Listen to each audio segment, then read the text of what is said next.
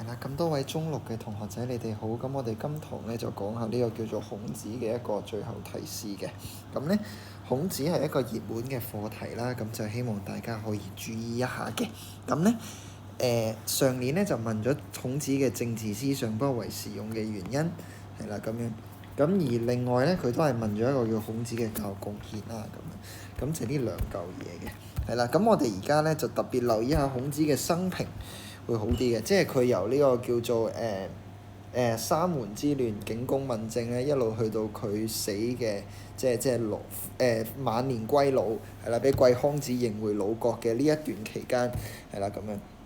咁咧我哋去到第二個部分咧，就係呢一個叫做孔子咧近年嚟佢考題會有變化嘅，係啦咁樣。咁二三二四都有孔子，咁上年買大包嘅，問得好直接。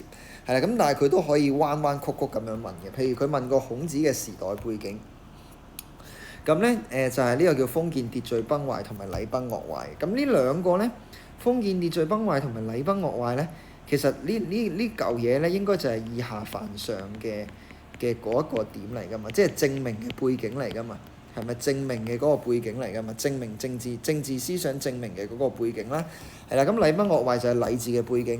咁但係嗰個要害位嚟啦，就係話你盡量就唔好提咗春秋初年同戰國時期嘅嗰一個我哋叫做措施嘅，唔係嗰啲事件嘅，因為咁樣係錯配。孔子唔係嗰個時代嘅人嚟嘅。OK， 好啦，咁咧去到第三啦，就係話要識得扣題，因為2023年 B 咧就要求考生咧就援引孔子嘅生平去講下佢點樣推動正名分，咁啊總共係呢5點嘅。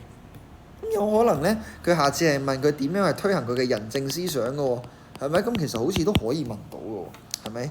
嗱，咁你到時候又識得點樣揀呢？咁樣係啦 ，OK。咁啊去到第4啦，甲谷之會咧係一個好長嘅歷史事件啦，係啦，即係佢係可以係一個要你寫到一段咁樣嘅。係啦，即係5分1段咁樣嘅，係啦。咁當年問過孔子嘅外交同內政嘅貢獻，係咪？咁你其中一個就係奪三都，第二個咧就係呢一個叫做甲谷之會，係啦。咁所以你要注意一下，佢係一個重要嘅歷史事件啦。咁而佢可以扣正名，亦都可以扣禮治嘅，係啦咁樣。咁而去到第5啦，就係呢個叫做整理典籍啦，係啦。整理典籍嘅話咧，咁就係話啦，佢除咗可以扣呢個叫做教育之外啊，嗱佢可以扣教育啦。係啦，咁佢亦都可以係扣落呢個叫做政治理想嗰度嘅，係啦。咁尤其係佢係有一個叫做教化嘅作用。詩其實係有教化嘅作用，就係孔子咧係精選咗民間嘅一啲我哋叫做詩咧係具有教化作用嘅詩，擺入輯錄而成一本書。嗱，我就唔係詩經或者嗰個專家啦。咁我只係類比啦，有啲似就係聖經入面啲故仔嘅。係啦，都有教化人嘅作用啊嘛，就係講耶穌點樣導人，即係點樣導人向善啦咁樣，係啦。咁我哋再落啦咁樣，咁啊另外咧就係話禮嘅呢本書咧就記載咗周朝嘅嗰個典章啦，係啦。咁另外咧書咧就記載咗上古先王咧仁政德治咧作為呢個叫統治者依據嘅一個我哋叫做文本嘅，係啦。咁總之呢一堆嘢咧其實都係關孔子嘅政治理想事嘅。係啦，咁去到第6點啦，就係話《論語》咧就唔係孔子寫嘅，記住呢樣嘢，《論語》唔係孔子寫嘅，係啦 ，OK，《論語》係孔子嘅弟子記載佢老師講過嘅嘢啫，係啦 OK，好啦，咁啊去到第7啦，就係孔子嘅教育貢獻咧，記得佢弟子嘅名同埋事蹟，係啦 OK，嗱同埋孔子嘅教育思想影響後世，呢兩樣嘢都好緊要嘅，即係呢個有教無類啊，係咪？跟住因材施教啊，學思並重啊呢啲，咁好啦，再落第8啦，就係話。同學仔對於禮治嘅理解一般，未能指出點解會令到百姓咧係感到羞恥嘅，係啦，即係講緊啲乜嘢咧？就係話啦，道之以政，齊之以刑，民免無恥，係啦，即係點解道之以德，齊之以禮，就係會令到百姓有恥且格咧？就係因為話你呢一個叫做，如果用政令。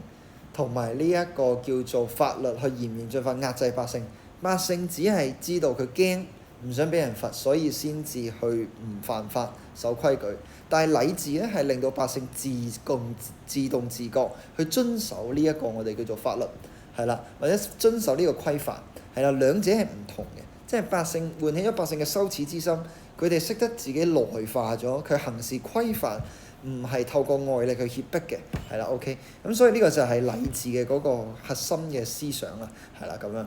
咁而作答嘅時候咧，你記住提下孔子咧係做咗乜嘢咧去實踐嗰個思想嘅，你要記得呢樣嘢，係啦 OK。咁而孔子係冇寫到四書嘅，即係《論語》啊、《孟子》啊、《大學》啊、《中庸》呢啲都唔係孔子寫嘅，係啦，記住啦 OK。